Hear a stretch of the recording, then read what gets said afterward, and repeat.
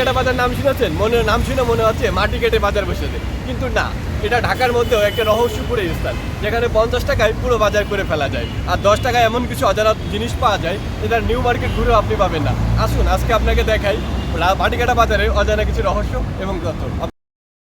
আসেন আর ভিডিওটা দেখতে থাকেন। আজকে আপনাদের ঘুরে দেখাই মাটিকাটা বাজারের কিছু অজানা জিনিস।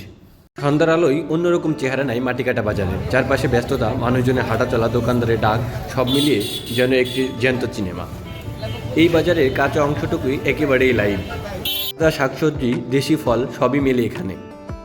সন্ধ্যার আলো ছোঁয়ার খেলায় সবই আরও রঙিন লাগে। ক্রেতা বিক্রেতার হাসি, দরদাম সবকিছু একটা গল্পের মতোই। মাটিকাটা মাছের বাজার সন্ধ্যায় আরও যেন জমে ওঠে। দেশি মাছ, নদীর মাছ সবই থাকে এখানে। তার দাম শুনলেও অবাক হবেন আপনি। বিক্রেতা যেন গলা ছাড়ছে গানে গানে, এই ভাই নেন, বোয়াল রুই টাটকা মাছ নেন। সন্ধ্যার ভেতরেই শুরু হয় আসল আকর্ষণ, ফুড কর্নার। গরম গরম বিরিয়ানি, খিচুড়ি, গরু মাংস দোকানের সামনে লাইন ধরে দাঁড়িয়ে থাকে, আর মশলার ঘ্রাণে মুখ দিয়ে পানি চলে আসে।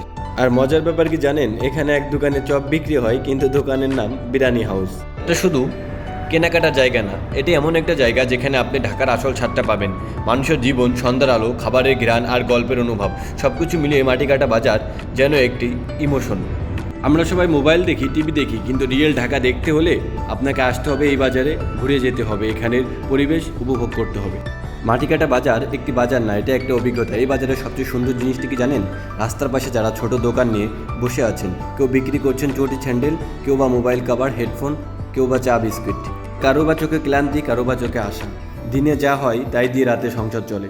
এই মানুষগুলোর জীবন হচ্ছে আসল বাংলাদেশ, যারা লড়াই করে, বাঁচে, আবার স্বপ্ন দেখে। বন্ধুরা, এই ভিডিওটা যদি আপনাদের একটু ভালো লাগা ও কোনো তথ্য জানার কারণ হয়ে থাকে, তাহলে আপনারা একটি লাইক, একটা শেয়ার আমার জন্য অনেক বড় পাওয়া, আমার জন্য সাপোর্ট ও এনার্জি। ভুলবেন না ইউটিউবে সাবস্ক্রাইব করতে ও পেজে ফলো দিতে। আমি আসি লোকাল মানুষের জীবন ও সাধারণ মানুষের জীবন তুলে ধরতে আপনাদের সামনে আরও নতুন গল্প নিয়ে, নতুন কিছু খোঁজে চোখ রাখুন আমার পেজ ও ইউটিউব চ্যানেলে। সামনে আরও অনেক মানুষ, অনেক বাজার, অনেক গল্প। দেখা হবে খুব শীঘ্রই ইনশাআল্লাহ।